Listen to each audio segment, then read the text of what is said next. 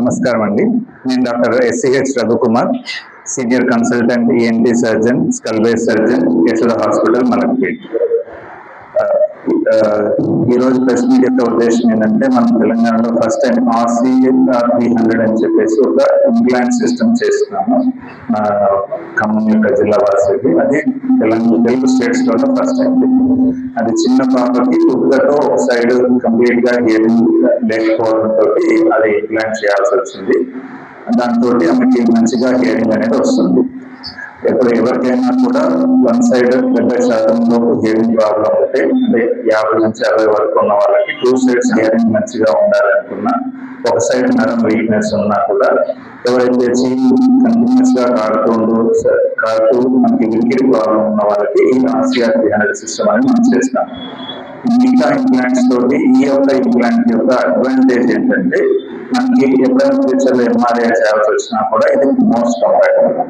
Okay, వేరే implants ఏంటంటే మనకి MRI చేయాలంటే అది ఇంప్లాంట్ తీసేసి కానీ MRI చేయలేదు. కానీ ఈ సిస్టమ్ లో మనకు అలాంటిది MRI కి కంపాటబుల్ గా ఉంటుంది. 1.5 టెస్లా కానీ 3 టెస్లా MRI కంఫర్టబుల్ గా చేసుకోవచ్చు.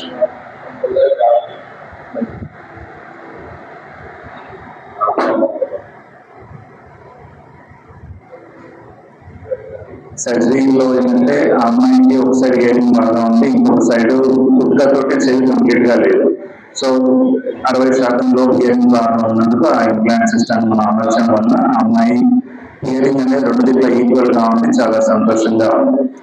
ఎవరికైనా కూడా మనకి <60% హియరింగ్ లాస్ ఉంది, హియరింగ్ ఎప్పుడైతే పెట్టలేమో మనకి ఇంప్లాంట్ సిస్టమ్ చేయొచ్చు. దాంతో మనకి వాళ్ళకి కొత్త జీవితాన్ని ఇచ్చినట్టు ఉంటుంది. వాళ్ళకి 2 సైడ్స్ ఈక్వల్ క్వాలిటీ హియరింగ్ అనేది మంచిగా ఉంటుంది.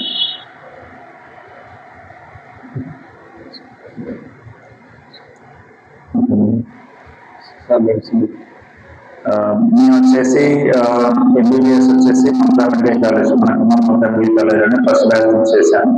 తర్వాత PG వచ్చేసి వరంగల్ కాకతీయ మెడికల్ కాలేజ్ నుంచి పూర్తి చేశాను.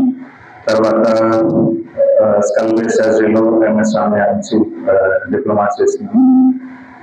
లాస్ట్ 16 ఇయర్స్ నుంచి యశోద హాస్పిటల్ మలక్పేటలో మనం రెగ్యులర్ సర్వీస్ అని చేస్తున్నాం.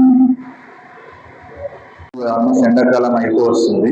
సో నెక్స్ట్ ఏంటంటే వచ్చే వర్షాకాలం కాబట్టి, వర్షాకాలంలో మనకి సింపుల్ కోల్డ్ తోటి కూడా మనకి సైనస్ ఇన్ఫెక్షన్స్ రావడం కానీ, సైనస్ ఇన్ఫెక్షన్ ఎక్కువైనప్పుడు ముక్కు చేసిన చెవులకు ఇన్ఫెక్షన్ అయ్యి హియరింగ్ నర్వ్ వీక్ అవ్వడం కానీ ఈ ప్రాబ్లమ్స్ అనేది వస్తుంది.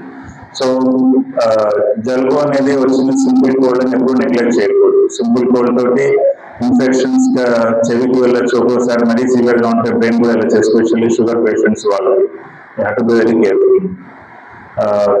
బయట అంటే చల్లగా డైరెక్ట్ గా ఫేస్ మీద పడకుండా, ఒకవేళ తడిచినప్పుడు ఇమ్మీడియట్ గా చుట్టూ ఆరబెట్టుకోవడం కానీ, జలుబు వచ్చి 1-2 days లో తగ్గలేదంటే ఇమ్మీడియట్ గా డాక్టర్ని కన్సల్ట్ అయిపోయి మెడిసిన్స్ తీసుకోవడం అని ఖచ్చితంగా చేయాలి. సింపుల్ కోల్డే కదంటే ఎప్పుడు నెగ్లెక్ట్ చేయకూడదు. మన దగ్గర ఏంటంటే 6 years నుంచి 9 years పిల్లలు, అంతకంటే చిన్న పిల్లలు కూడా 2 సైడ్లు హియరింగ్ కంప్లీట్ గా లాస్ అయిన వాళ్ళు ఉన్నారు. అటువంటి వాళ్ళకి మెడిసిన్స్ తో ఇంప్రూవ్ కాకపోతే అప్పుడు కూడా మనం ఇంప్లాంట్ కి వెళ్ళాల్సి వస్తుంది. మరి ఒకసారి నరం డ్యామేజ్ అయితే దాన్ని మనం రీప్లేస్ చేయలేకపోతాం. మామూలు సింపుల్ కోల్డ్ తోటి వాటర్ లాగా చెవి లోపల కలెక్ట్ అయిపోయి హియరింగ్ తగ్గితే మెడిసిన్స్ తగ్గచ్చు, లేదా బ్రోమెడ్ అని చెప్పి చిన్న సర్జరీ తోటి కానీ, మాస్టరెక్టమీ, టింప్నోప్లాస్టీ అని కొన్ని అడ్వాన్స్ సర్జరీస్ తోటి కానీ మనం హియరింగ్ ఇంప్రూవ్ చేయొచ్చు. కానీ నరం డ్యామేజ్ అయితే మాత్రం దాన్ని రిపేర్ చేయలేము. కాబట్టి సింపుల్ కోల్డ్ అని ఎప్పుడు కూడా నెగ్లెక్ట్ చేయకూడదు. వర్షాకాలం చాలా జాగ్రత్తగా ఉండాలి.